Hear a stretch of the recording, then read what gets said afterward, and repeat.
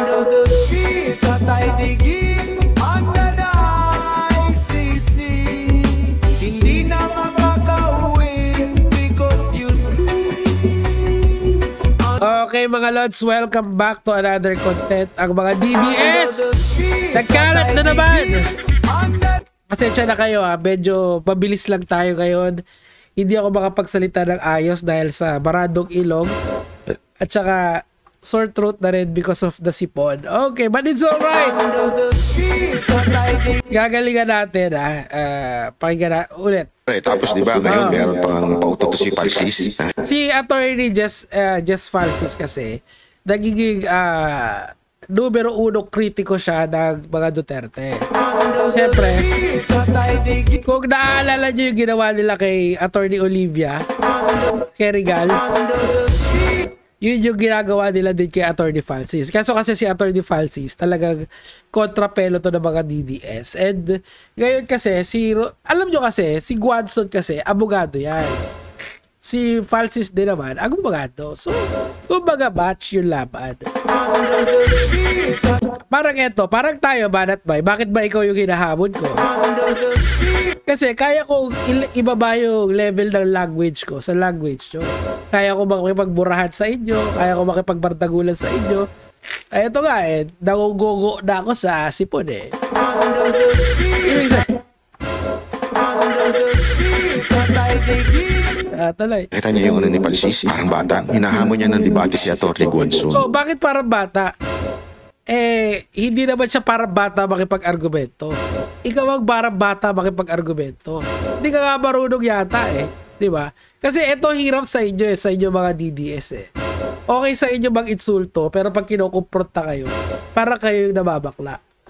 So mula ngayon, hanggat hindi kayo lumalaban sa akin, mga badig kayo, lalo na si Sir Jack. Si Sir Jack ay badig. Hanggat hindi lumalaban sa akin ang debate si Sir Jack, badig siya. Ganun lang kasimple yun. Ikaw din, Banat Bay, badig ka din. Hindi ka lumalaban eh. Buti pa yung badig na literal, si Atty. Falsis. Kasi LGBT si Atty. Falsis eh. Kuha pa lang.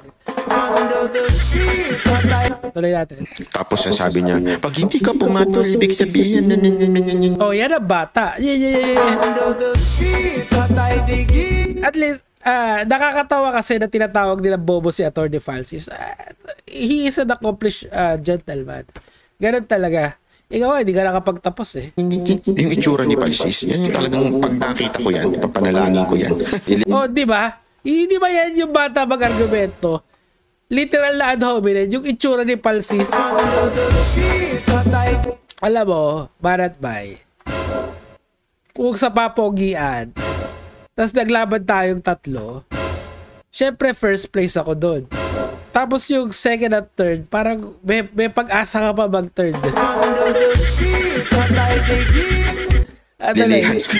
Nilihats na ba yung... Huwag ganun ba? Nakakatawa ka naman, bro. Ang pogi mo naman. Tagalin mo nga yung cup mo. At least si Atty. Falsis hindi pa ubos yung buhok. At saka, pag nagdebate kayo doon, literal na ibabaon ka doon. Dito ko lang sa level natin, Banat Bay. At saka laban talaga si Atty. Falsis pagdating sa argument. Bakit ba gusto nyo nasakitan? Laos na yung EJK. Yung huling ng EJK, nasa ICC na.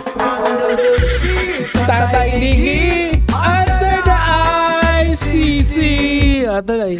Itsura kasi niya talagang ano eh. Itsura ng bayat na kanal. Oh, diba? Kita nyo? Tinawag niya parang bata si Falsis, pero siya yung puro ad hominem. Sino mas bata sa kanya, di ba?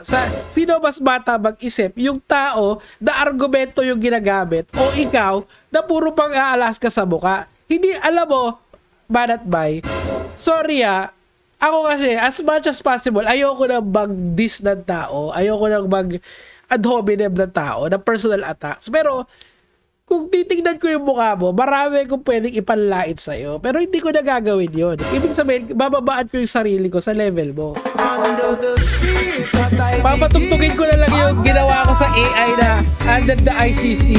Hindi na makakauwi because you see under the sea, Tatay Diging under the ICC.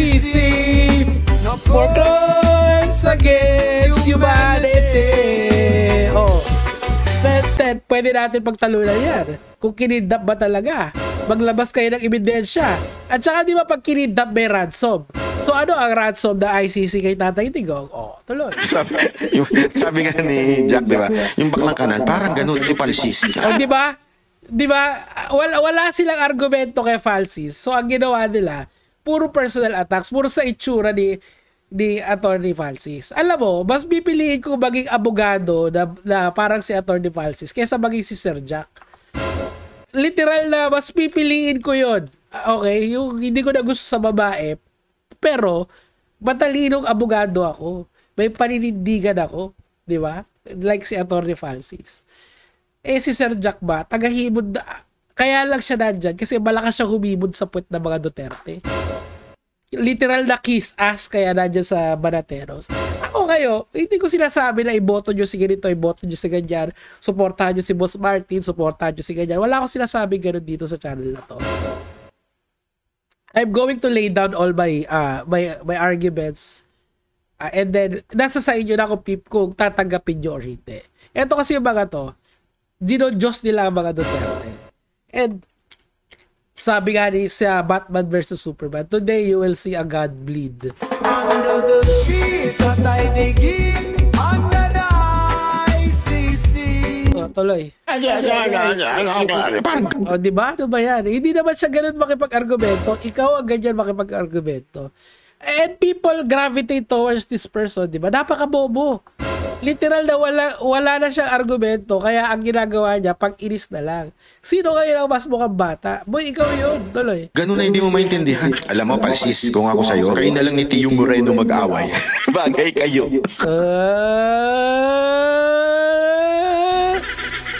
Hindi sila bagay. Alam mo kung bakit? Hindi naman abogado si Tio Moreno. Si Tio Moreno, siguro kung titignan mo, yung totoo mga ka-level ko sa inyo, siguro si Sas, si Sas lamang pa sa akin yun kasi madaldal yun eh. Si Joey siguro, yan, pwede. Or siya, si Tio Moreno, yan, nasa level ko yan.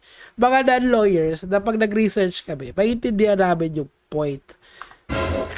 Pero, hindi si Attorney Falsis, kasi nga abogado siya. May one level higher lagi yan sa mga normal na tao kasi they do argumentation for a living. Parang ganito, ako, hobby ko yung makikipag-argue sa kahit sinong tao. Ano naman ako pinipili, okay? Meaning to say, kung may oras ako, sige, go. Kung wala, lalo na hindi ko ma-research ang isang bagay, hindi, no. Or pag hindi ko gusto yung tao, no talaga. No na sagot dyan.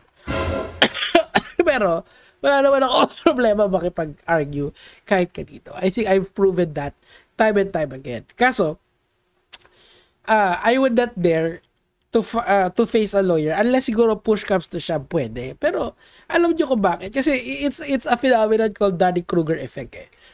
When you see someone, alam mo dapat, kung may certain level of skill ka, maiintindihan mo kung gaano kagaling yung pinakamagaling or gaano kagaling ang isang tao. Pero when you have less skill, ganyan, magiging para si Banat Bay ka. Nakakala niya kaya niya ang lahat. Pero totoo hindi. So, ang ginagawa nila, nagre-resort sila sa insulto and they called it as a win. It's not. Bumababa yung antas ng pag-ano natin eh. Pag-argumento natin because of this. Okay, tuloy natin. Hindi, walang biro Palsis, kayo na lang ni Tio Moreno mag-away. Hindi ko sinasabing ano si Tio Moreno. Kaya si Tio Moreno pumapatol yan, di ba? Nakita nyo naman makapag-away sa dahig yan. Huwag yun ang idama yung mga may PhD eh. Tsaka ay, hindi. May PhD din naman si Tio Moreno. Si Tio Moreno, si Attorney Falsis. Juris Doctor kasi yung tawag sa kanila. Pag nakapagtapos ka ng abogasya. Ano pinapoint ko dito? Ang batch talaga yung mga abogado versus abogado para malaman natin yung talastasan nila. Diba? And, kunyari, si Sas at saka si Haydaria, yun, medyo batch yun. Ikaw, at saka ako. Ikaw, tsaka ako. Pwede. Huwag ka lang maging bakla. Baka bakla ka eh. Okay lang naman maging bakla, pero aminin mo sa sarili mo. Natakot ka sa isang hindi ko David. Kayo dalawa ni Sir Jack para partida. Sama mo, lahat kayo Banateros, laban sa akin. Para maganda. Kung ilan nyo, kunyari, is round 1. tagto 2 minutes kayo magsasalita, o ilag kayo, yun yung oras ko para i-debug kayo lahat. Ganun lang.